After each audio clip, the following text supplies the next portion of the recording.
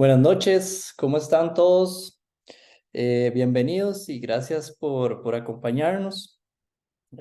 Como siempre aprovecho para darles o para agradecerles por el gran apoyo que le dan a nuestra empresa, a nuestro laboratorio y al servicio de patología que brinda la PAVET. Hoy tenemos la charla titulada Histopatología y otras pruebas complementarias de diagnóstico, su aplicación a casos clínicos, a cargo del doctor Roberto Olivares. Para contarles un poco sobre el doctor, es argentino y estudió en la Universidad de Buenos Aires, en la UBA, donde se graduó como veterinario. Tiene estudios de posgrado, de especialización y de doctorado, del cual se graduó con mención de honor summa cum laude. El doctor Olivares ha sido docente e investigador en el área de patología, histología y física en la Facultad de Ciencias Veterinarias de la UBA y tiene más de 15 años de experiencia en diagnóstico y microscopía, al haber formado parte del servicio de patología diagnóstica de su alma mater. Posee conocimientos de microscopía electrónica, inmunohistoquímica, análisis de imágenes y otras técnicas diagnósticas. Actualmente es el regente y director de la PAVET en la ESFA, donde realiza tareas de docencia, servicio, extensión e investigación, y donde oficia como perito en casos de crueldad animal remitidos por el OIJ. Entonces, sin más preámbulos, los dejo a cargo del doctor Olivares. Doctor Olivares, bienvenido y buenas noches. Buenas noches, gracias Esteban. Muchas gracias por las amables palabras y bueno, muchas gracias a todos por estar acá. ¿Se me escucha bien, verdad? ¿Todos se escuchan bien? Sí, Sí, se escucha bien. perfecto. Bueno, vamos a comenzar con esta pequeña disertación. Los invito a que si alguno quisiera hacer una consulta, con mucho gusto puede abrir el micrófono e interrumpirme. O si, digamos, lo prefieren, al final las pueden hacer las preguntas por el micrófono o por el chat, como ustedes quieran, ¿sí? Así que, bueno, vamos a empezar un poco con, entonces, esta presentación. Ya Esteban me presentó, pero bueno, quería que vean la Universidad de Buenos Aires, la Facultad de Ciencias Veterinarias, donde yo estudié. Esta es una imagen un poco engañosa porque no suele haber nieve en Buenos Aires, es un evento muy aislado, pero me acuerdo, una mañana que nevó y no pude evitar, obviamente, sacar la fotografía. Así que bueno, y como dice Esteban, estudié, ¿no?, medicina veterinaria, hice mis estudios de doctorado y de especialización. Trabajé muchos años en esas dependencias que Esteban mencionó. Y ahora, desde 2018 estoy viviendo acá en Costa Rica, ¿no? Muy contento. Esta también es una imagen un poco falsa, ¿no? Esta es la Escuela de Medicina y Cirugía Veterinaria de San Francisco de Asís, ¿no? En Vázquez de Coronado, y es una imagen un poquito falsa, porque si son de Coronado conocen, está todo el tiempo lloviendo, así que es raro que se vea esta imagen tan linda con el sol, ¿verdad?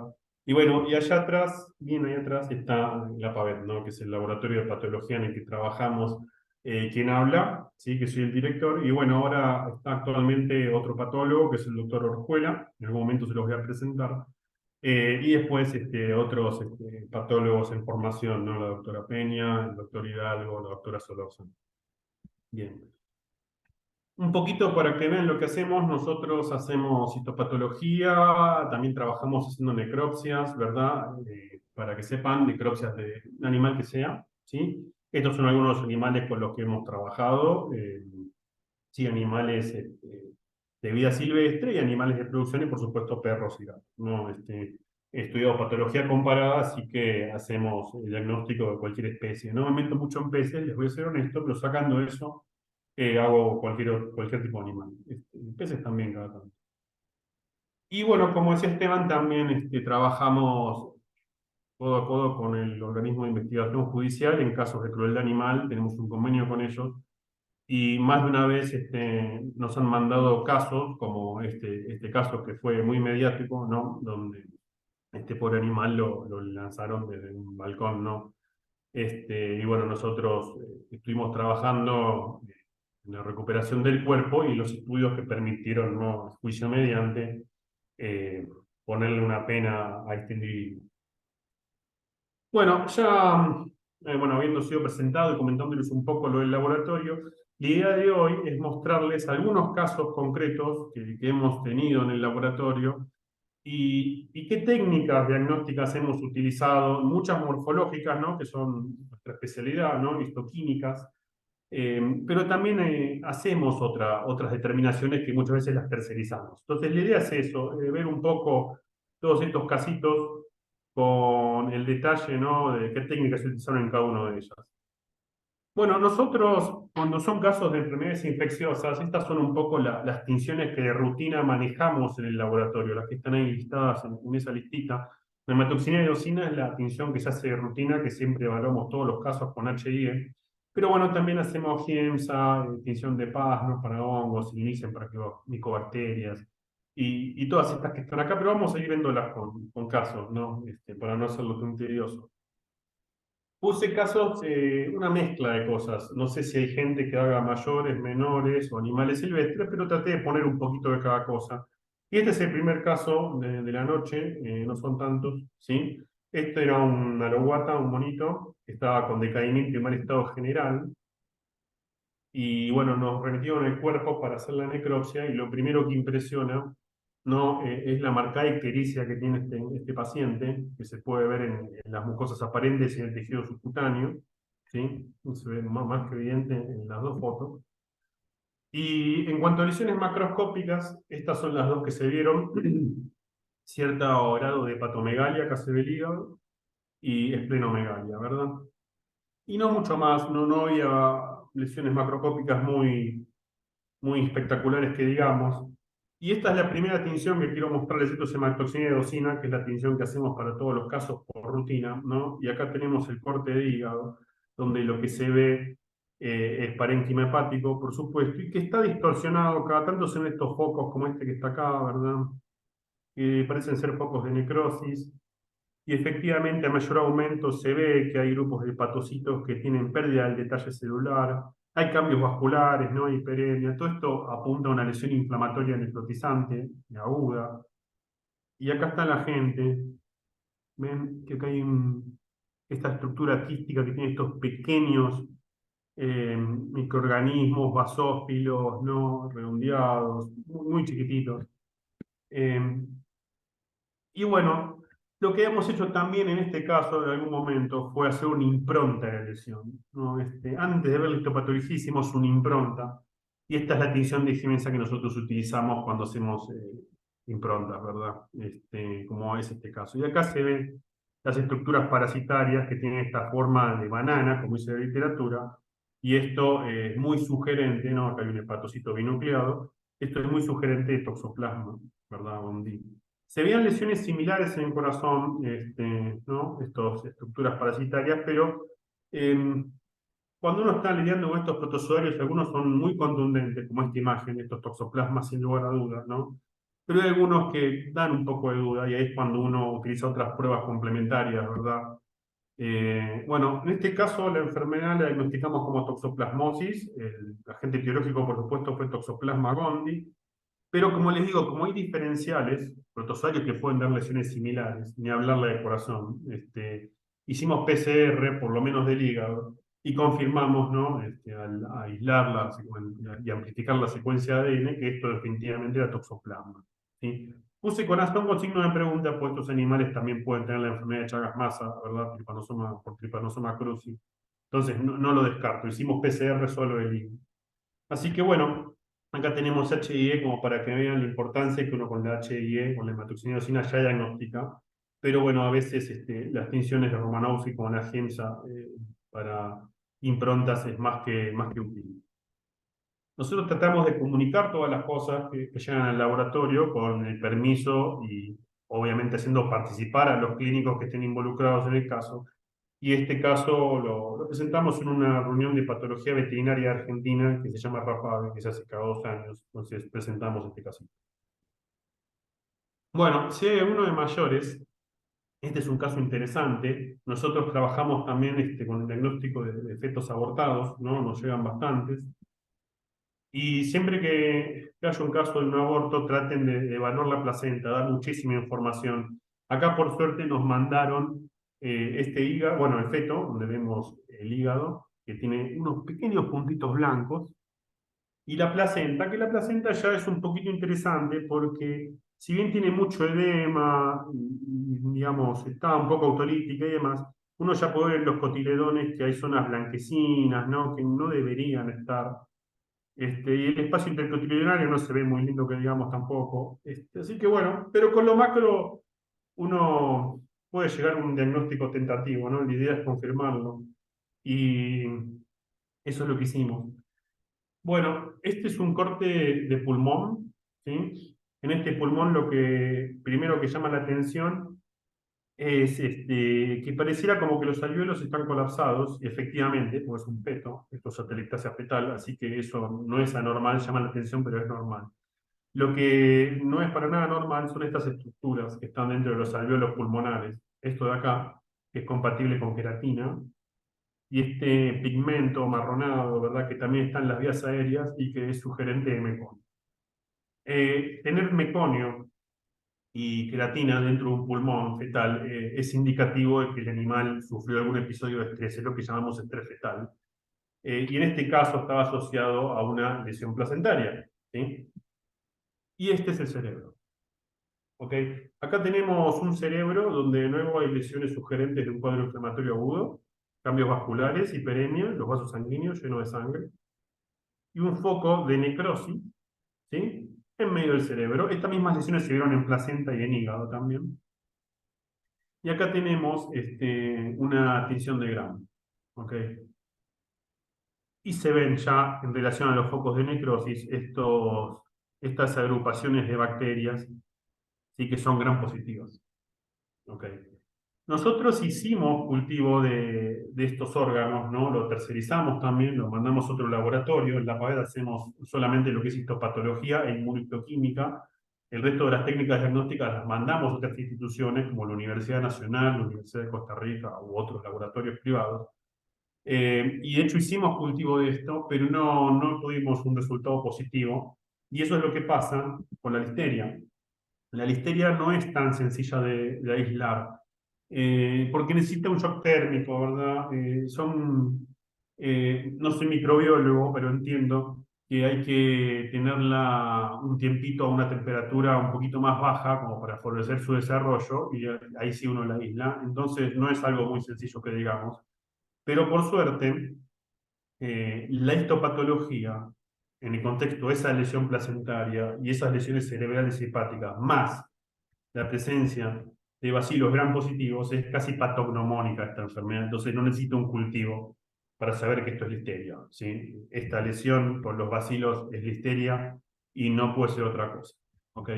Entonces sacamos el caso como compatible con una ortoporlisteria y se explica, ¿no?, la dificultad para el cultivo por todo lo que he dicho. Entonces, es muy importante la tinción de Gram que nosotros hacemos de rutina porque da mucha información, ¿no?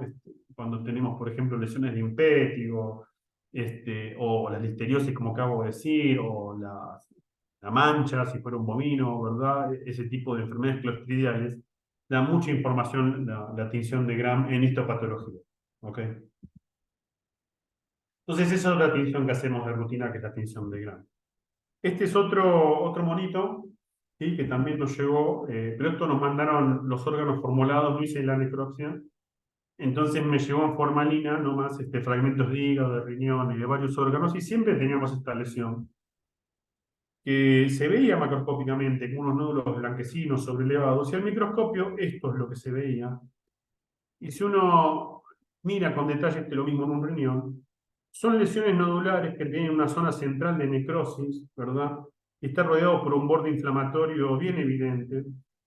Acá tenemos lo mismo en el hígado, un foco de necrosis. Para poner nombres en necrosis uno tiene que ver la inflamación a la cual está asociada, y en este caso es una inflamación donde lo que predomina son macrófagos, ¿verdad? Muchos macrófagos y en menor medida linfocitos. Entonces ya estamos confiados de decir que esto es un granuloma, ¿sí? Y que estas lesiones de necrosis corresponden a necrosis gaseosa, ¿sí? Bueno, tener una lesión necrotizante con necrosis gaseosa y granulomatosa generalizada en muchos órganos, sea la especie que sea, y no ver a ojo desnudo o con la HIE un patógeno en concreto, es una señal de alerta para decir esto puede ser una micobacteria. En ese caso, la tinción que nosotros hacemos de rutina en el laboratorio es la tinción de Zinn-Nielsen, que es la que están viendo acá. Y estos bacilos no se veían con hematoxina y eosina, pero sin embargo, con la tinción de Zinn-Nielsen se ven claramente. Entonces ya podemos llegar a la conclusión, ¿no? Gracias a esta tinción, que esto es una micobacteriosis. Y hasta ahí llegué. No sé si es Mycobacterium bovis o Mycobacterium tuberculosis o qué micobacteria es, para lo cual hay que hacer otras pruebas diagnósticas moleculares, PCR, y ni siquiera la PCR, muchas veces hay que hacer secuenciación de estas cosas, ¿sí? En todo caso, sabemos que es una micobacteria y eso es lo relevante. Y por el tipo de lesiones, esto es muy probable que sea Mycobacterium bovis o tuberculosis, una de esas dos. ¿Sí? Entonces, bueno, esta tinción la usamos bastante, hemos tenido muchas micobacteriosis en piel, ¿no? Por otro tipo de micobacterias, las atípicas, en perros y gatos nos han llegado mucho y hemos visto alguna que otra también para tuberculosis intestinal, ¿no? En rumiantes. Bien, este es otro caso interesante. Esto era un gatito, es un gato, ¿no? Está vivo, que tenía esta tumoración en el cuello. Y bueno, lo primero que se le hizo fue una citología. Esta citología lo que arrojó es una lesión, digamos, un extendido que tenía mucha inflamación isquiosítica. Se ven macrófagos que contienen dentro del citoplasma estas estructuras, ¿verdad? Levaduriformes que parecen hacer como una suerte de gemación, ¿verdad? Y la base de la gemación parece delgada. Entonces todo esto ya es muy sugerente, como está acá, ¿ves? Es una gemación de base delgada, o esta. Todo esto es muy sugerente ya con la citología, solo con la citología de Cryptococcus. No, macrófagos más ese tipo de gemación, ese tipo de levaduras con halo blanco es muy, muy indicativo de cripto. Hicimos una histopatología de gato, una pequeña biopsia para confirmar. Y efectivamente tenemos acá las levaduras por el halo blanco, clásico de este patógeno, ¿sí? Clásico. Pero nosotros queríamos ir un poco más allá, ¿no? Ya con esto y con la citología el diagnóstico está, pero trabajamos en una universidad y obviamente parte de eso tratar de reportar cosas y presentar casos, ¿no? A la comunidad estudiantil y otros lugares. Entonces hicimos estas cosas sin costo, estas tinciones especiales que sirven mucho para ver la morfología. Esta es una tinción de plata que se llama Grocott. Hay distintas impregnaciones argénticas que se utilizan para diferentes cosas. Y en este caso usamos Grocott para confirmar que efectivamente es un hongo y por el tipo de gemación que probablemente sea criptococo. Esto es un cultivo que se realizó, las colonias son sugerentes de cripto, tiene tinción negativa, ¿no? La cápsula con tinta china, todas estas las cosas las hicimos en el laboratorio. Y finalmente, también lo cultivamos, porque Cryptococcus pueden ser varios, ¿no? Y en este caso, lo que salió fue Cryptococcus neoformans, que es lo que antes era conocido como Neoformans Maria grubi. Teníamos antes el Cryptococcus neoformans grubi y el Gatti, y ahora cambió la taxonomía y es Neoformans para y el otro se llama Gatti, que es el más frecuente, el Gatti. Este no es tan frecuente, entonces por eso lo publicamos. ¿Sí? Este, Siempre está bueno comunicar las cosas y como les digo, hacemos partícipes a los clínicos que han trabajado en este caso. En concreto, bueno, en el caso que se...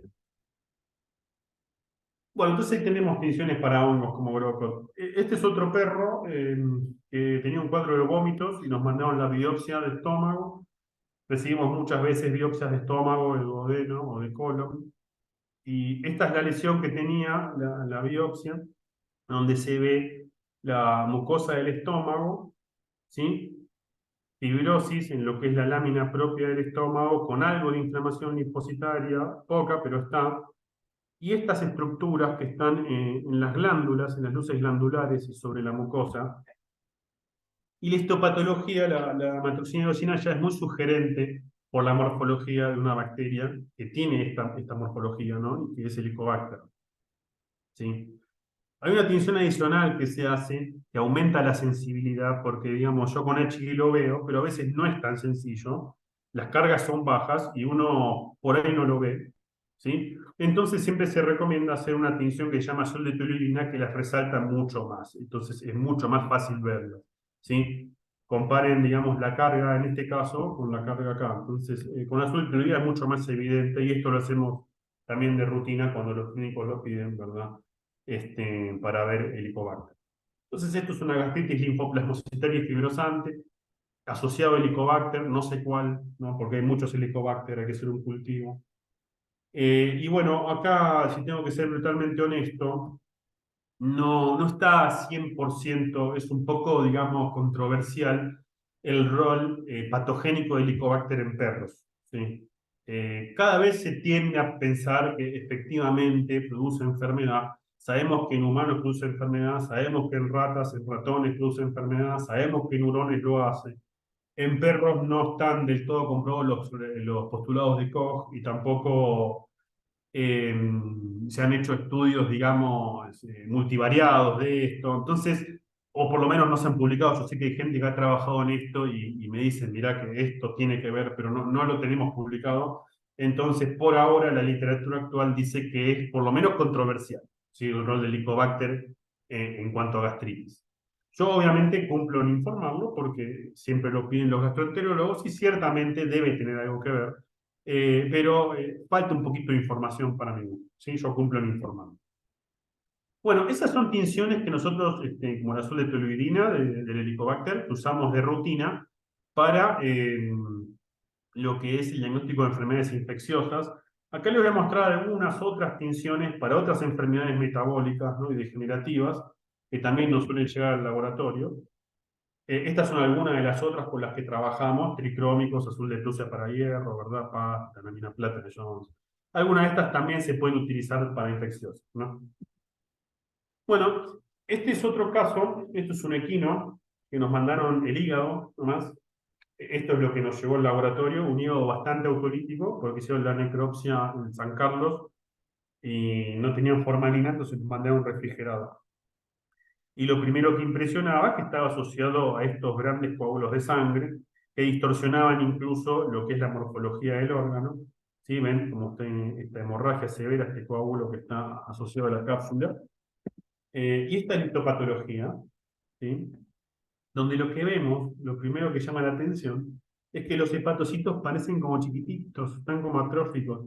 Y eso es porque tenemos este material acidófilo, esta cosa media con este color rosado, ¿no? Acidófilo en la jerga de la patología, está por todo el órgano, y al depositarse va comprimiendo los hepatocitos. Acá se da mayor aumento. Pueden ver cómo esta sustancia acidófila comprime los hepatocitos y los hace extremadamente pequeños, ¿eh? El tamaño de este hepatocito, comparado con estos.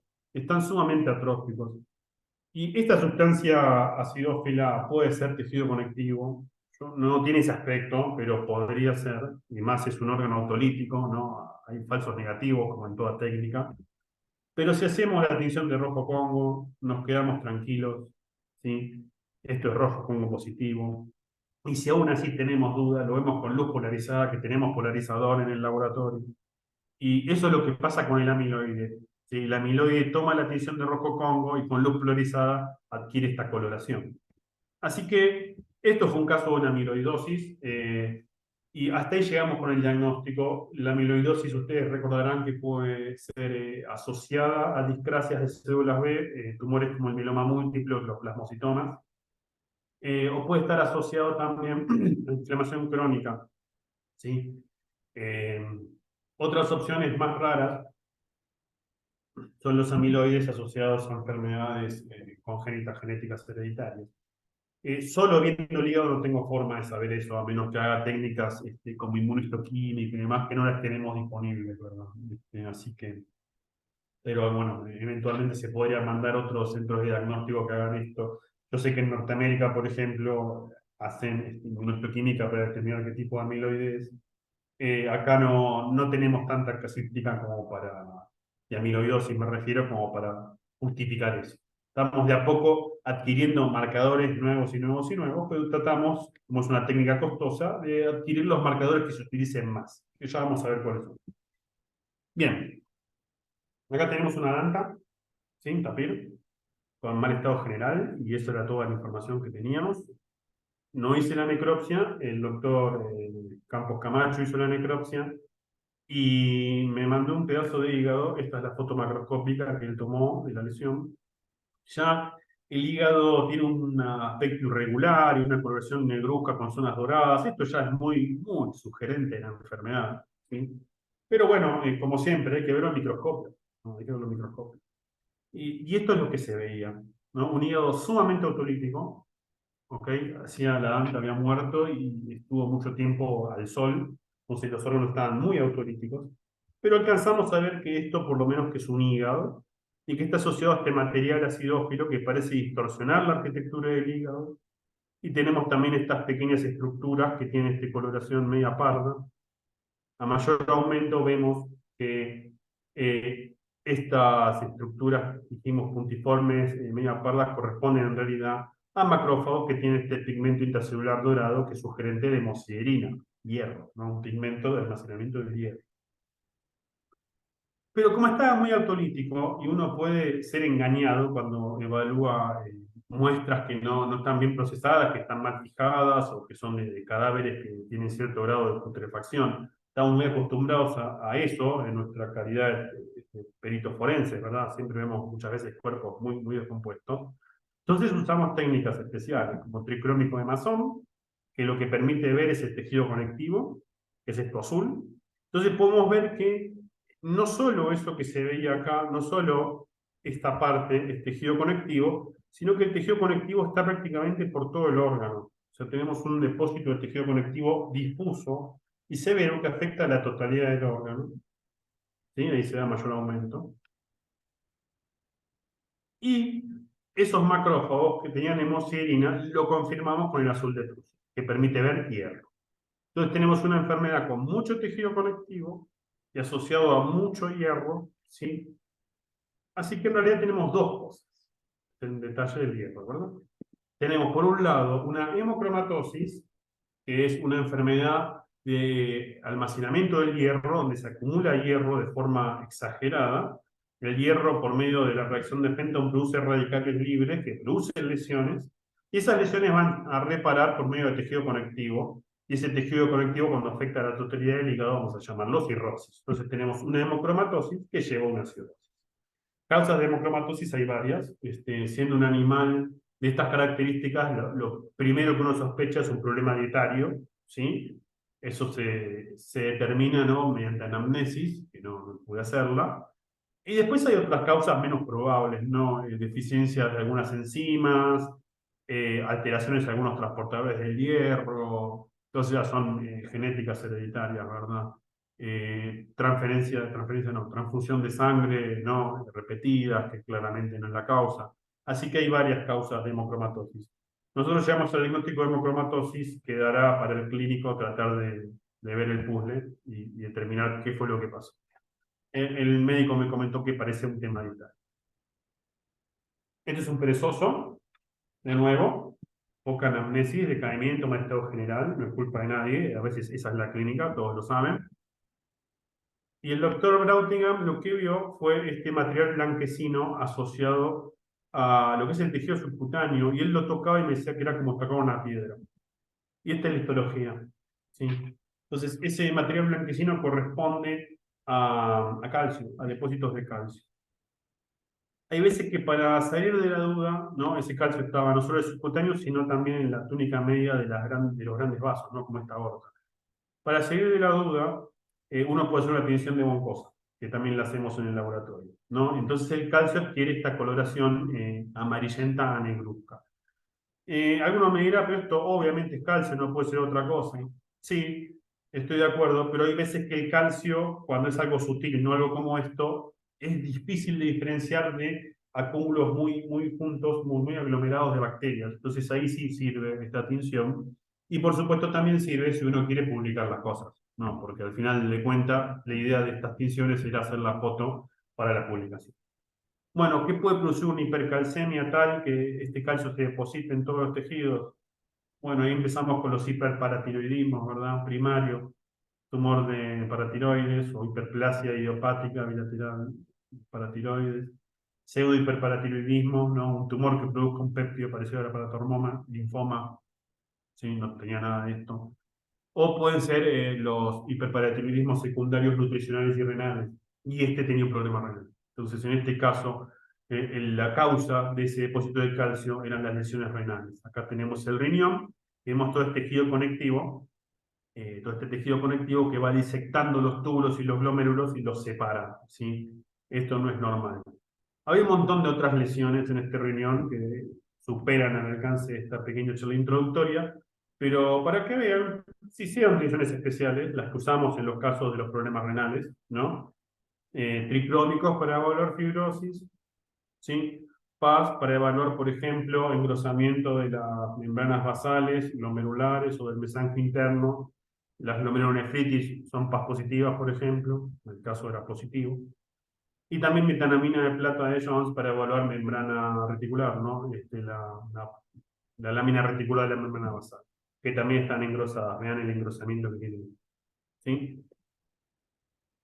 Todas estas tinciones que les estoy mostrando se utilizan de rutina cuando ustedes tienen enfermedades renales.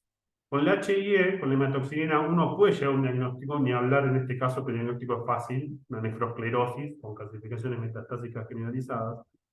Pero a veces hay algunas enfermedades que son difíciles de diagnosticar, ¿no? Las displasias renales, las nefropatías familiares, ¿no? O asociadas a razas. Y ahí es donde entra este artículo, ¿no? Que es un poco viejo, pero es lo que se usa actualmente, se sigue utilizando para darle un grado a las displasias renales. Y muchas veces incluso ni siquiera alcanza con esto, hay que hacer microscopía electrónica de transmisión, que eso no se hace de rutina acá. En Norteamérica sé que lo hacen en los centros de diagnóstico grandes que se encargan de nefrología y nada más que eso. Y bueno, y esto lo publicamos también, ¿no? En el Journal Brasileño de Patología. Bueno, quedan pocos casos, ya los libero. Muchas gracias por la paciencia. Este es el perro de Diego Zúñiga. Diego Zúñiga es la persona a la cual hay que agradecerle por todas estas fotos, ¿no? Por todas estas técnicas, porque él es nuestro histotecnólogo que está formado en UCR y la verdad que es un mago. Lo que hace no tiene paralelo, es uno de los mejores técnicos que conocí en mi vida. Es sumamente capaz y la verdad que hace magia con todo su trabajo. Bueno, pobre él, este era el perro, ¿no? De Diego, que tenía estas lesiones alopésicas, pérdida del pelo, tenía piodermias repetidas, y lo otro es que él me mencionaba que parecía como que estaba perdiendo el color del pelo. Entonces ya esta lesión macroscópica es un clásico, ¿no? Y uno ve esto y ya sabe probablemente qué enfermedad es, pero hay que corroborarlo, por supuesto. Y es lo que hizo. Diego tomó una biopsia, bueno, creo que lo llevó a la clínica en realidad, tomaron la biopsia y la trajo acá, la procesó. Y esto es lo que se veía. Todos estos son anexos cutáneos, son folículos pilosos, ¿sí? Y si uno los mira, estas son las glándulas. Los folículos tienen cierto grado de atrofia, están atróficos, ¿sí? Y tienen una incontinencia pigmentaria tremenda. Todo esto es melanina que no tendría que tener esta disposición. Está fuera del folículo, está haciendo estos agregados dentro de las luces, ¿sí?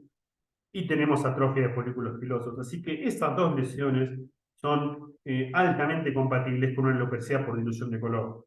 Esta es la enfermedad, es una enfermedad genética, la alopecia por dilución de color. Y hay otras que son similares, ¿no? La displasia folicular del pelo negro, displasia folicular, hay un montón. Son todas más o menos similares. Y es por eso que en este caso, ¿no? La dermatóloga que trató esto, la doctora Lores, que me debe la publicación, si está ahí, si me escucha en algún momento, tiene que publicar esto. Mandamos a Davis en Norteamérica un hisopado de esto y se hizo una PCR y se determinó que este animal era homocigota recesivo para este gen defectuoso y por lo tanto confirmado que es esta enfermedad concreta y no otra, la alopecia por ilusión de color. Así que un caso muy interesante. De nuevo, no es necesario hacer el test genético para esto, nosotros lo hicimos a vistas de publicarlo, pero ya con histopatología es muy indicativa la enfermedad. ¿Sí? Y bueno, para ya ir terminando, me quedan un par de cositas de inmunohistoquímica. Esto es un caso de mi doctorado, ¿no? Se los quería compartir. Son bovinos con anemia, muerte súbita, ¿no? Todo esto fue experimental, así que en realidad esto es una mentira, ¿no?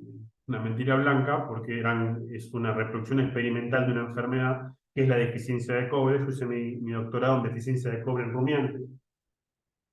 Y una de las lesiones de la deficiencia de cobre es esta que ven acá. Es la pérdida de la pigmentación en el manto, sobre todo alrededor del ojo, ¿no? Esto es lo que le dicen acromotriquia periocular. Bueno, estas son las lesiones de corazón. Yo mi doctorado lo hice en lesiones cardíacas de esta enfermedad. Con hematoxina y eosina se veían pocas cosas, ¿no? Estas células que se llaman Mianikov, que están asociadas a pérdida de masa muscular, del miocardio, ¿no? Por necrosis o apoptosis. Se supone que son intentos abortivos de reparación, de regeneración. Algo de inflamación, nada muy relevante, ¿sí? Pero bueno, con un tricrómico uno puede hacer análisis de imágenes, ¿sí? Acá lo que hice es hacer un tricrómico para ver qué es músculo amarillo, qué es tejido conectivo rojo. Ese rojo lo marqué con una computadora, este color está marcado por arriba, lo hice yo, lo agregué. Y eventualmente uno, utilizando algunos programas como el ImageJ, que es software libre, puede calcular qué área de la lesión está ocupada por tejido conectivo, ¿sí? Rojo y por músculo amarillo. Y efectivamente los animales con deficiencia de cobre tenían significativamente, no haciendo la estadística, más cantidad de tejido conectivo. Lo mismo aplica con el engrosamiento de las membranas basales. Este es el endomicio que rodea a las fibras musculares, ¿sí? Y normalmente debería haber así, con la metanamina plata de Gomori, con esta técnica, una muy delicada capa negruzca que rodea, que son fibras reticulares, y en los animales enfermos teníamos este engrosamiento tremendo, ¿no? De lo que son las láminas basales. Y esto probablemente esté asociado a una deficiencia en una enzima que se llama lisiloxidasa, que es una enzima dependiente de cobre, ¿ok?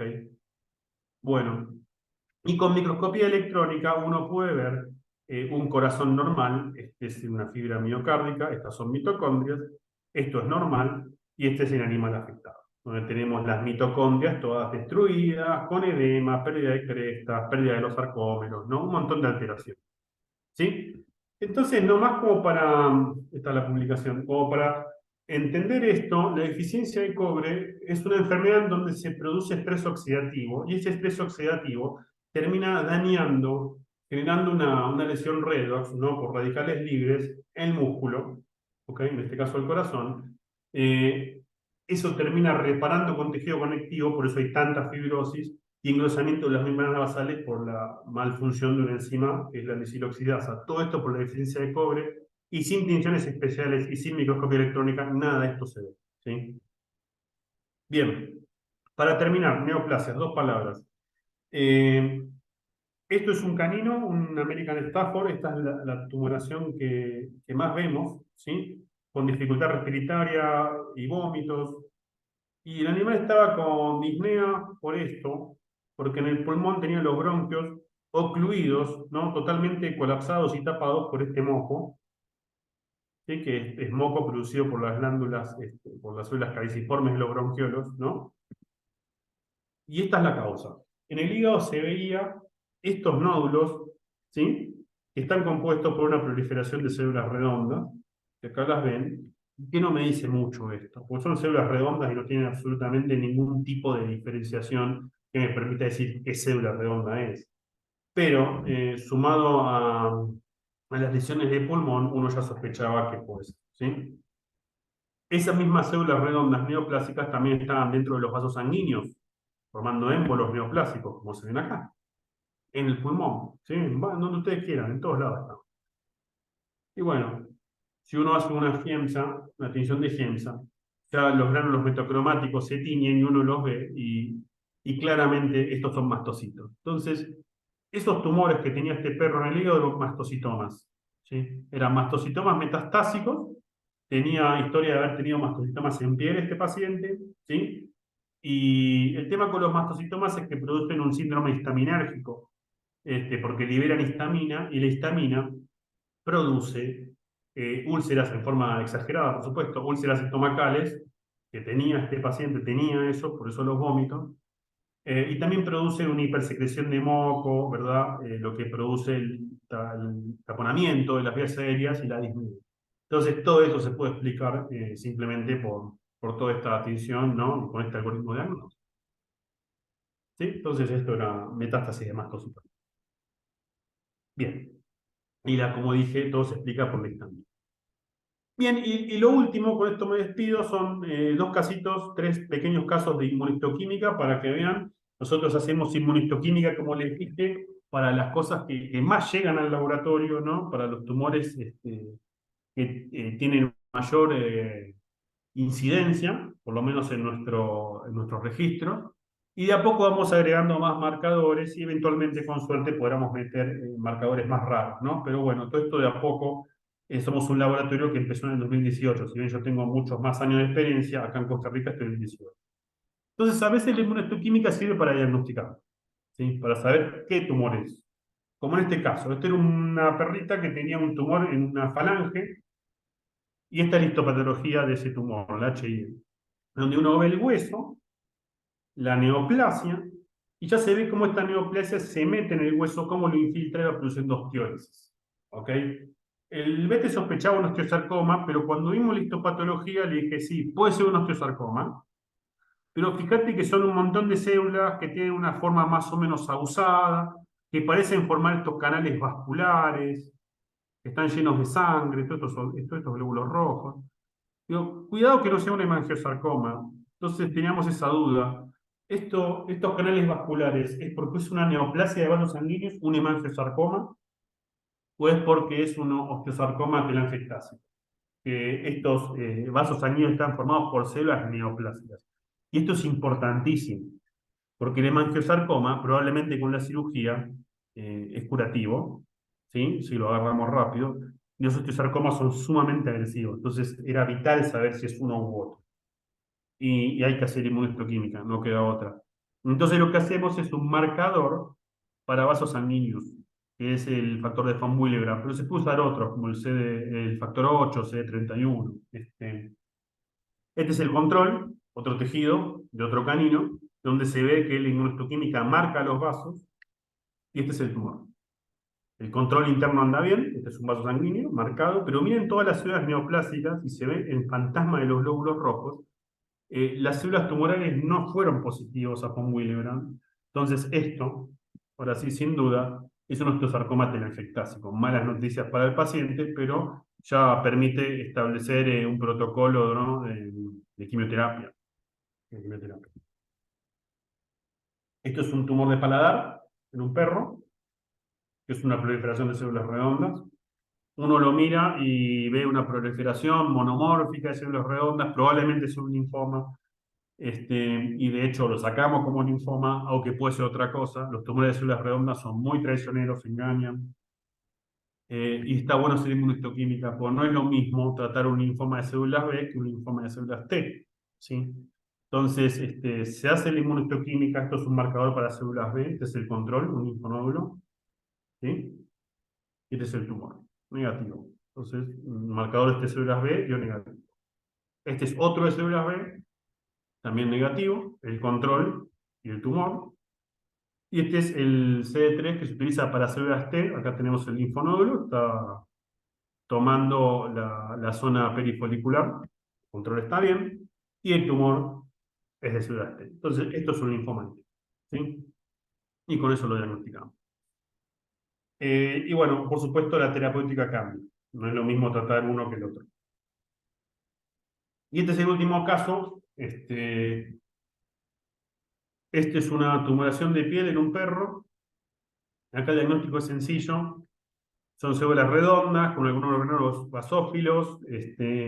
Si hay muchos eosinófilos por la liberación de iotaxina, esto tiene que ser un mastocitoma. ¿Sí? Y en base a la distribución del tumor, se afecta dermis, hipodermis, si, digamos, tiene muchos o pocos gránulos y un montón de otras variables, como las mitosis y demás, uno les pone un grado. ¿Sí? Entonces acá le pusimos que es un mastocitoma cutáneo grado 2 de bajo grado. ¿Sí? Bueno, hay dos clasificaciones que nosotros usamos las dos a pedido de los oncólogos, ponemos las dos, que es la de 3 grados, sí, que es la de Patnaik, y la del doctor Kupel, que es de 2 grados. Entonces los mastocitomas los sacamos como grado 1, 2 o 3, y aparte, como bajo o alto grado. Entonces, ¿de qué depende ponerle un nombre u otro? Bueno, las características del tumor, ¿sí? El grado de diferenciación, la celularidad. PATNAIC es una cosa, es una clasificación, una graduación, perdón, no muy, poco subjetiva, ¿verdad? Bien, intermedio, pobre, entonces no hay un punto de corte muy claro. Por eso que QPL es mucho mejor, porque dice, si hay más de 7 mitosis en 10 campos, bueno, es un criterio de malignidad de alto grado, y así. Entonces, en base a esto, yo cumplo y les doy las dos graduaciones, ¿verdad? Y eso, por supuesto, si ustedes van a leer este libro de Meuthen, Tumores en los animales domésticos, tiene un correlato, que es lo que les interesa a los clínicos, ¿no? Los grado 1, y acá yo no me meto mucho, porque hace rato que no hago terapéutica, ¿no? Me dedico al diagnóstico. Antes, por lo menos, con la cirugía alcanzaba el grado 2 y 3, hay que hacer quimio, ¿no? Y así. Entonces hay, cada uno de estos grados correlaciona con tiempo de sobrevida, ¿no? Tiempo antes que aparezca una metástasis o una recidiva, y eso es lo que le interesa al dueño, ¿no? Así que bueno, de ahí viene la graduación. Y los oncólogos piden más cosas. Entonces, lo que me han pedido es que hagamos inmunistoquímica. Porque está bien, sabemos que es un mastocitoma, sabemos que es un grado 2, sabemos que es alto grado. Quiero más información para poder tratarlo. Entonces, estas son las dos cosas que les ofrecemos, que es la inmunomarcación contra KIT, ¿sí? Que es una proteína que normalmente está en la membrana, que puede tener esta marcación perimembranosa, lo que es bueno, o sea, entre comillas es bueno, es lo menos malo, mejor dicho, o puede tener pérdida de esta marcación y ser difusa, o estar todo bien marcado, que es el patrón 3, patrón 1, 2 y 3. El 1 es más o menos bueno, el 2 y el 3 son muy malos.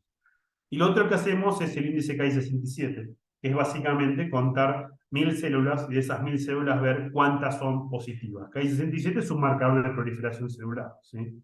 Entonces uno hace un índice, dice, bueno, de 1.000 células, 40 están proliferando, tiene un índice Ki-67 de 4%.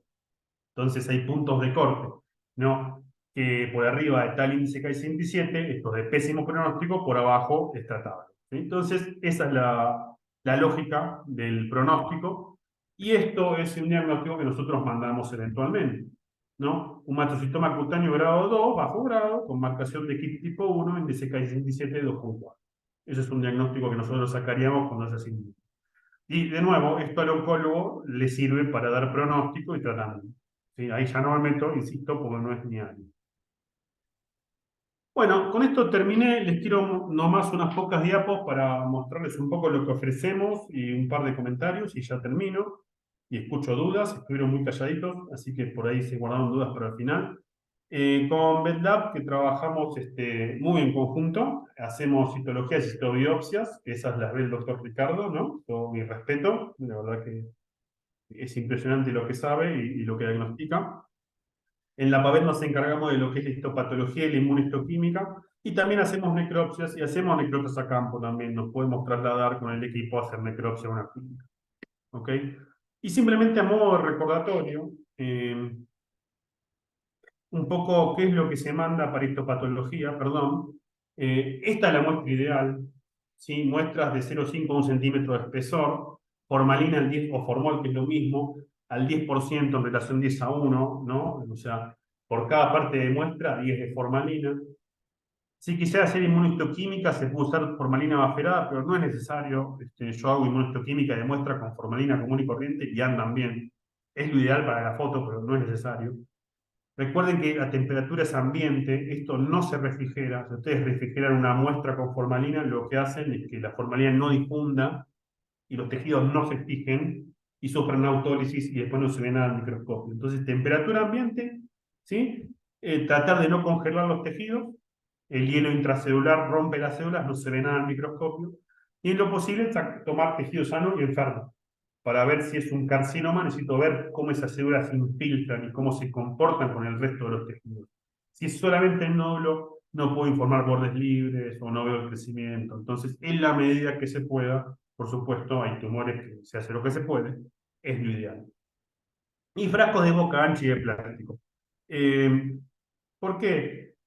Porque los de vidrio se rompen, simple como eso. Los de vidrio se rompen y a veces nos mandan muestras de Nicoya o de Guanacaste y tienen que viajar, ¿no? O desde Limón nos mandan mucho y hasta que llegan a San José muchas veces se pueden romper, entonces los de plástico impiden eso y es más probabilidad de que llegue mejor la muestra. Acá les dejo simplemente la receta de cocina para que hagan formalina. Recuerden que la formalina pura llega al 40%, así se compra pura. Entonces, simplemente una parte de formalina, 9 de agua, del grifo, y con eso ya tienen la formalina al 10. Y si quisieran hacerle buffer, es agregar un buffer, que este es el que usamos nosotros, pero insisto, no es necesario. Esto es lo que les decía, estos son los frascos que yo recomiendo. No se rompen, es fácil manipular la muestra. A veces los clínicos mandan muestras en este tipo de frasquitos que son de vidrio, se pueden romper, pero recuerden que una muestra, una vez que uno le ingresa en un recipiente y empieza a captar formalina, aumenta su volumen. Entonces, capaz que el tumor acá entró, pero cuando llega yo no lo puedo sacar. ¿Y qué tengo que hacer? Romper esto. Y no es tanto por mí, sino que al romperlo puedo dañar la muestra. Entonces, idealmente, boca ancha, ¿sí? No boca pequeña para mantener la puesta. Y esto es lo que pasa cuando mandan la muestra con poca formalina. Acá el clínico lo que hizo fue mandar exactamente al revés. Es una parte de formalina y 10 partes de muestra. Esto tendría que haber sido al revés. Por cada parte de muestra hay de formalina. ¿Qué pasa con esto? Esto. Cuando yo lo corto para ponerlo en el cassette y mirar el microscopio, toda la parte que está adentro no está fijada. Y esto es autólisis. Acá no voy a ver absolutamente nada. No se ve nada en el microscopio. Entonces no puedo dar un diagnóstico.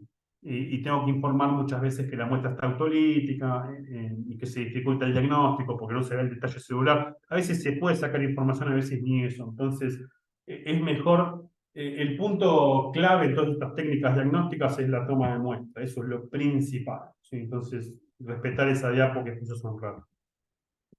Recuerden que nosotros hacemos tacos de parafina de esto y a partir de ahí podemos hacer microscopía óptica común. Todas estas tinciones las hacemos de rutina. Tenemos luz polarizada para ver amiloide, para ver melamina, para ver oxalatos. Hacemos inmunohistoquímica, hibridación in situ no hago, pero a veces la mando afuera para que las hagan, ¿no? Con sondas de ADN. Y con suerte el taco de PCR, el taco de parafina, perdón, puede hacer PCR, que lo hacemos en la Universidad Nacional y en otras dependencias. ¿Sí? Aprovecho nomás para mostrar la citología, qué es lo que se recomienda para citología. Estas las ve Ricardo, sí, pero bueno, le voy a dar comento un poquito nomás para darle una mano, ya que estoy y los tengo ahí. De la citología, recuerden siempre secarla al aire, fijadas con alcohol metílico o al aire. Y simplemente esto quería para darle una mano a Ricardo, no ponerle formalina y de hecho mandarlas separadas. La formalina es una cosa tremenda, los vapores difunden y dañan la citología si no se ve nada. Entonces nunca tengan las citologías al lado de las muestras para histopatología. Es asegurarse que las citologías no se vean nada, que se dañen.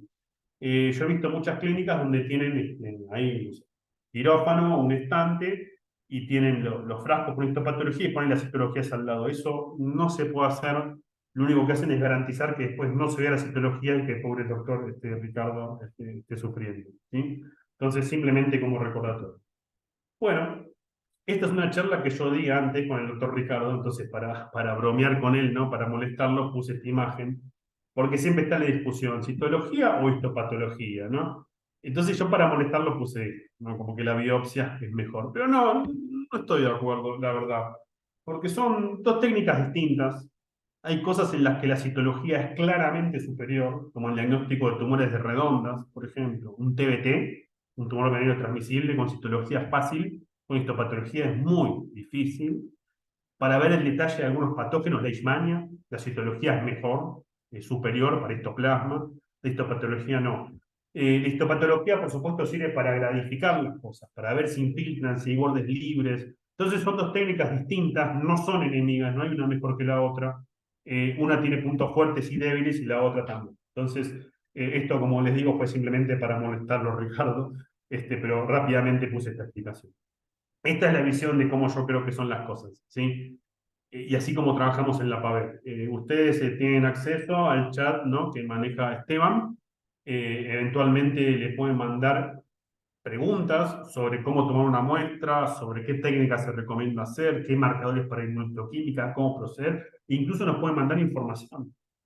Nos mandan el ultrasonido, la radiología, datos de serología, de bioquímica. Todo esto sirve para hacer un diagnóstico, ¿sí? Entonces, son todas técnicas diagnósticas, como acabo de mostrar en la clase. No solo de tinciones e inmunohistoquímica, sino PCR, cultivos, todo eso sirve para dar un diagnóstico, ¿sí? Todo sirve para dar un diagnóstico. El paciente va a estar contento, la clínica siempre es soberana. El dueño del paciente quizás los mire con un poco de mala cara, ¿no? Porque todas estas cosas cuestan, pero estamos tratando de hacer buena medicina. Y hacer buena medicina, tristemente, implica ponerse un poco en gastos, ¿no? Adicionales para llevar un diagnóstico y una terapeuta. Así que, bueno, con esto termino, ¿no? Así como lo molesté a Ricardo, ahora me molesto a mí mismo. Acá tenemos los patólogos del siglo pasado, que hacían básicamente lo que querían, con lo poco que tenían, y hoy en día que si no tenemos inmunohistoquímica o ideación in situ, como que no sabemos qué hacer. Pero ahora no es tan así, pero bueno, más o menos. Así que acá dejo mis correos electrónicos, por si alguien quiere escribirme, y recomiendo el de abajo, el académico, porque el Outlook no anda muy bien que digamos. Y bueno, yo con esto he terminado. No sé si alguien tiene alguna duda o algún comentario, y si no, daríamos por finalizado.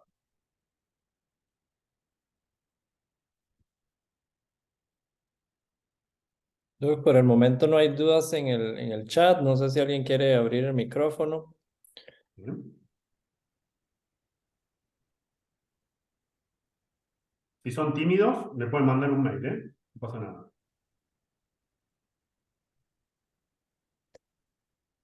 Hay algo en el chat, creo. Y dice Iris Cristina, muy bonita charla, saludos. Bueno, gracias, Iris. Qué bueno que estés ahí. Qué alegría. Bueno, aprovecho para agradecer al doctor Olivares por esta charla, por esta excelente charla. Em, Creo que no hay consultas. Igual, pues en cualquier momento pueden escribirnos y nosotros le hacemos llegar la consulta al doctor por cualquier cosa en nuestro chat.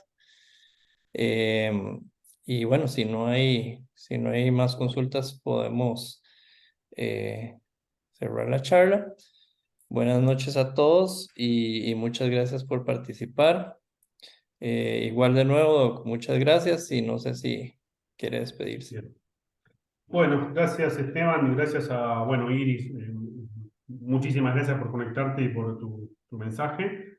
Iris fue pasante mío en el laboratorio y una excelente médica y una patóloga con mucho futuro por delante. Así que mi mejor alumna, muchas gracias por haber estado acá y bueno, gracias a todos. Y bueno, un gusto. Cualquier duda, me escriben y si en algún momento quisieran que hable de alguna enfermedad en concreto o alguna temática en concreto, le hacen llegar a Esteban la consulta y con mucho gusto me organizo y doy el tema que ustedes quieran. ¿Sí?